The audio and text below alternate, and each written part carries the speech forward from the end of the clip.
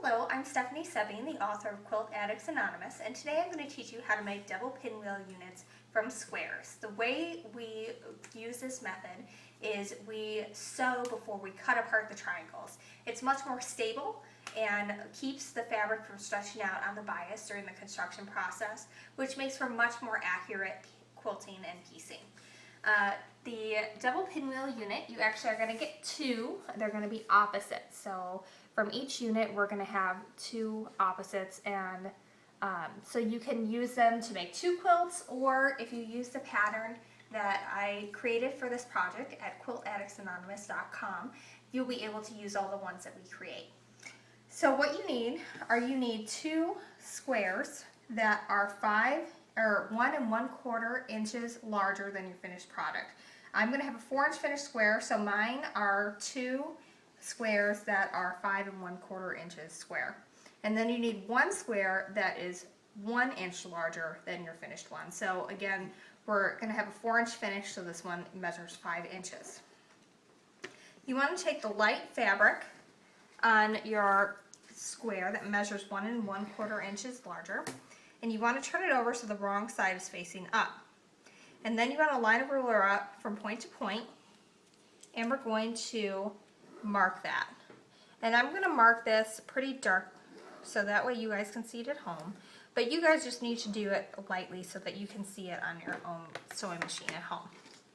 Now I'm going to lay these right sides together with the two that measure 1 1/4 inches larger than the finished product. Now I have my sewing machine set to a scant 1/4 inch. And if you use a scant 1/4 inch, it's basically one needle width over toward your seam allowance from the 1/4 inch mark. And I'm lining up the line I marked with the edge of my presser foot. Just like if I were piecing, I would line it up with the edge of the piecing. And I'm just going to sew down that line.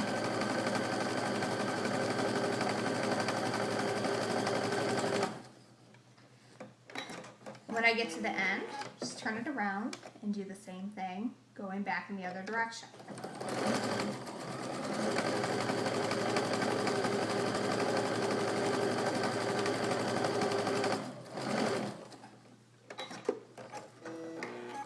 All right, now it's time to cut that apart. Now normally if you would have done this the regular way, you would have cut it apart and then sewn it, but because we sewed it before we cut it, it keeps that fabric nice and stable along the bias. Now when you cut this, we already have your accuracy from sewing a 1/4 inch from that line, but you do want to be careful to make sure that you do have about at least 1/8 of an inch here between your seam allowances, because otherwise it can pop open when you go to the long arm. So now we're going to go over to the iron. And I'm going to lay these with the print side facing up. And for the sake of time, I'm just going to do one of them, but you would do both. I'm going to press that open. And I like to press it open with my fingers first because this is bias fabric and it can still stretch even though we took some precautions ahead of time. And so now I have my iron on the light side of the fabric, and I'm going to press it so that the seam allowances are under my print.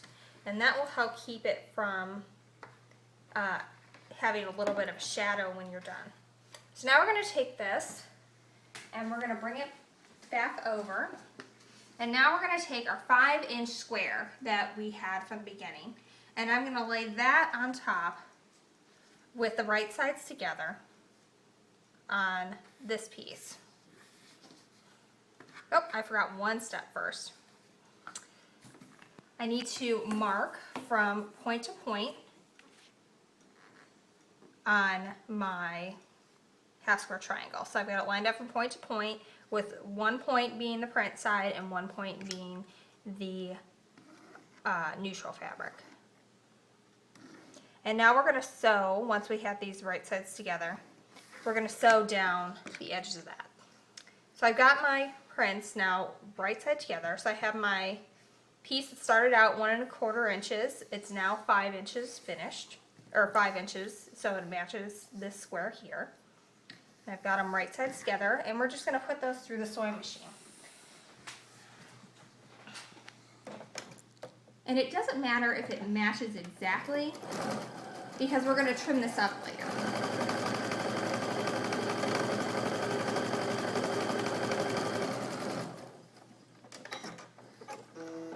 Now, if I were doing several of these, I would just chain piece all of them. So I would get them all ready, and then I would put them all through the sewing machine at the same time, and that helps save time and thread.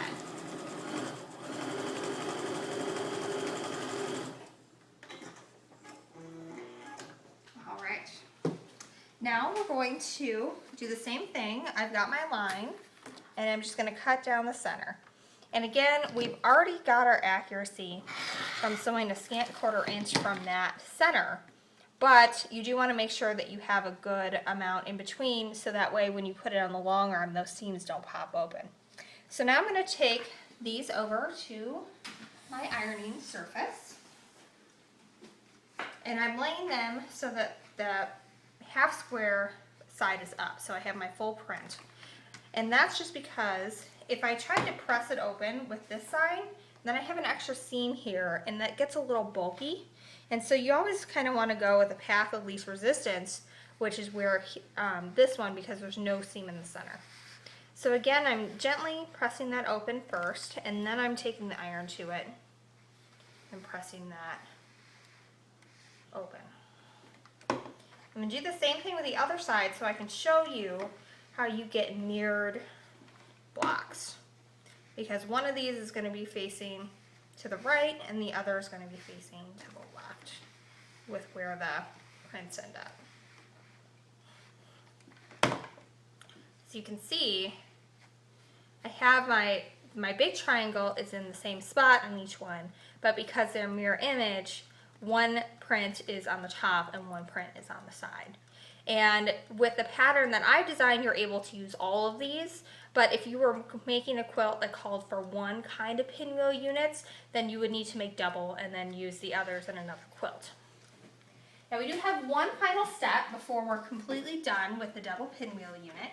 We need to trim this up, because even though we've done the math for it when we cut our original squares, that doesn't mean that it is absolutely perfect at this point.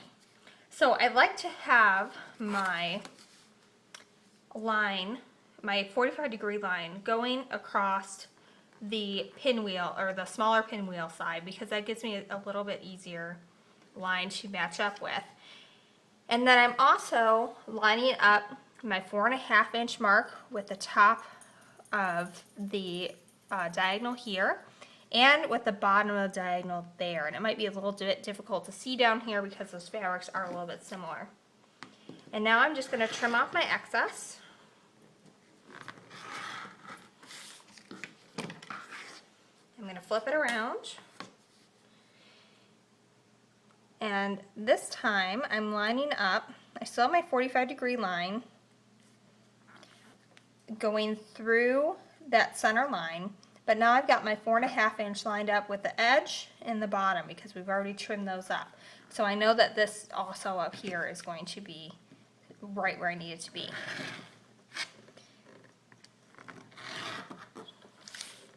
So now we have a perfect 4.5 inch double pinwheel unit, and that'll finish 4 inches, and we have all our points where they're supposed to be, which means they're going to end up where they're supposed to be on your quilt, and that is a beautiful thing if you've been working with triangles and they're not ending up where you're supposed to be. So check out quiltaddictsanonymous.com/patterns if you'd like to download the pattern that I designed to go along with this Triangle Bootcamp series, or use these videos to tackle that triangle project that you've been putting off. Thank you.